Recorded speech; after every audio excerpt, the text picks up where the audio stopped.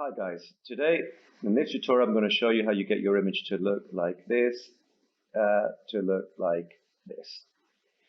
Now we're going to do this with as least amount of manipulation possible. This is a Sony a7 III. It really is a continuation of my previous tutorial where I showed you how to adjust your picture profile settings so that you can get perfect skin straight out of your Sony camera. We're leaving all the manipulation of our poor little crummy 8-bit 420 Sony for our look. So we don't want to manipulate the image as more than we need to. The least amount of steps possible. Okay, so let's get cracking. I'm assuming you've got those picture profile settings. If not, you can enjoy this tutorial anyway, because I made it a little bit harder for myself. When the picture profile you use my picture profile settings and you have great exposure and white balance, it's barely an inconvenience. As you can see, you don't have to do anything. As I showed you in the last tutorial, you're already in the ballpark and you can already get cracking. This is a bit more challenging, and that's why I want to show you. This image is underexposed, which is the worst thing you can do when you're filming. It's the best thing you can, in photography, it's not the best thing, but you can get away with it. When you're filming, it's a lot more of a problem. So we're going to go ahead and fix that. I'm going to show you this quick note tree. Don't be afraid. There are very, very few steps, and it's actually minimal adjustments I'm going to make in each one, okay?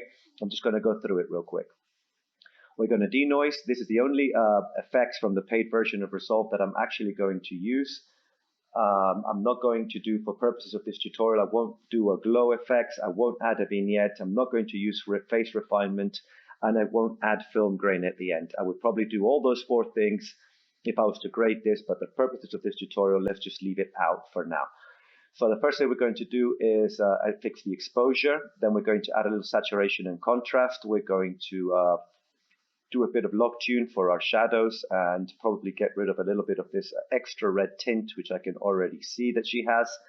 We're then going to check out our skin with our vectorscope, make sure our skin looks perfect. We're going to qualify the skin. We're going to steal the alpha on a layer node so that the skin is here on the top layer, and we can create our look. This will separate the skin and protect the skin from our look. I'm going to give you guys a couple of pro tips here, okay? We'll get to that in a second. After that, we're going to go to a luma versus saturation. This is going to be really important in order to recover our blacks. It's going to desaturate our shadows. I'm going to show you why this is so important. I wouldn't do it if it wasn't necessary and if it wasn't a visible change that I really insisted that makes a difference. We're going to do a little bit of empty detail to our female talent. Then we're going to do some global adjustments to try and stretch our image and recover as much as we possibly can. And finally, we're going to do a little bit of sharpening. So without further ado, let's get cracking. First things first, exposure. Let's go to our curves, and now we're going to be in our primary wheels, adjusting our gain and gamma and our curves here. We can turn the saturation down to 0 since we are only worried about luminance. So let's start with our highlights. Let's start bringing this image now, bringing this image up as much as we possibly can. Let's bring up the midtones as well. Shadows a little bit, let's bring them up, but I wouldn't bring them up too much. As you can see, I'm going to leave this space later when I create contrast, okay? So I'm not bothered about that now. I want a little bit more space here, so let's go to our curves, and around there, let's bring up as much as the Sony can handle. I think the Sony can handle that, and that's about it. I'm going to give it a little S here to bring back my shadows. And I'm pretty happy now with exposure. Saturation can go up to 50. And we go to our next node, saturation and contrast. I'm going to add a little bit of contrast to this image, as I always do after I'm done stretching for the exposure. And I'm going to add a drop of saturation. Just a little bit, guys. It doesn't need more. Lock tune. Lock tune is going to recover a bit of these shadows. I'm also going to go to this low soft right there. See how I'm going to bring this up and curve it. Here we have it on our curves. Low soft. There you go. Just that little roll. And I'm going to do the same with my highlights. I'm going to go to my log wheel. I'm going to start helping me with my skin qualification, because I already know that this is going to be too red on my skin vector scope.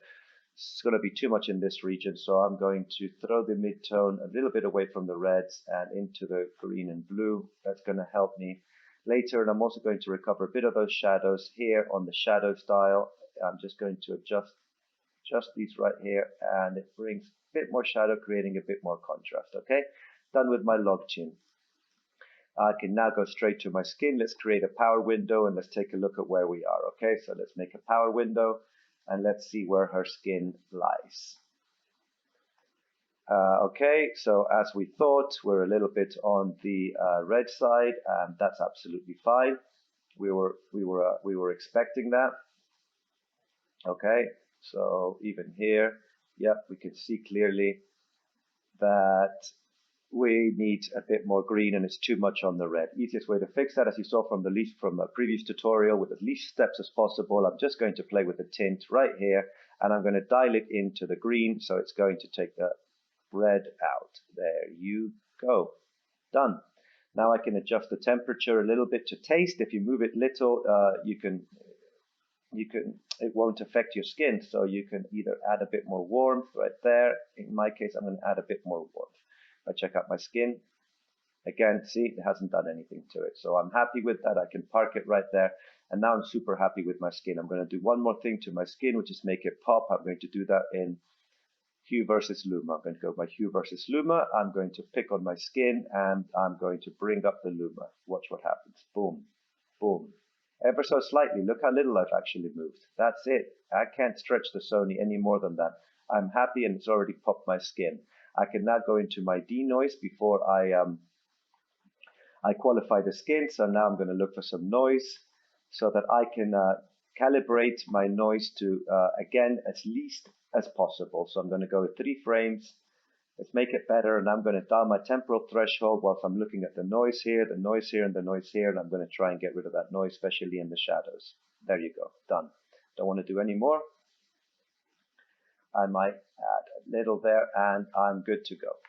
That was my denoise. My skin is ready. Skin's looking good. I've already checked out my skin on my vectorscope. It's right on the money. I can go ahead and qualify my skin. So let's go ahead and do that. Qualify the skin, select your target, turn your highlights on, select your area, and I'm happy with that. I'm going to now feather it. This is really important, especially with these Sonys, because it's going to make it less harsh. Sorry. Okay. Now that I'm happy with that, I can now start to clean up my key. I'm going to get rid of a little bit of these blacks right there, and with my luma, I'm going to recover a little bit of these whites right here. Okay, now I can start with my matte finesse. Let's clean up the blacks. Done. Let's clean up the whites. Done. And let's denoise, which is going to blend everything in nicer. And maybe my in-out ratio, I'm going to dial it in, if anything. Okay, so I am happy. There you go, guys. Want to protect the teeth as well and the eyes. So there's your key. Super happy with that. I can now go to my look and I can start adjusting my look. This is the creative part of the whole grading, and I'm going to leave this note so that later on you can change it and not affect anything else. This is the key to this whole grading process. Normally, some people would tell you, oh, you now have to blend the skin with the look. So in the highlights, you want to bring in the color of the look into the highlights of the skin, but that involves adjusting these notes, and I don't want to play with these notes. I only want to play with this one, but I also want them to blend. I'm going to show you how we do that. First of all, I just want to show you here that when I stole the alpha from the skin, it actually inverted the mask, as you can see here. That's not what I want. I want the opposite. I want to protect my skin.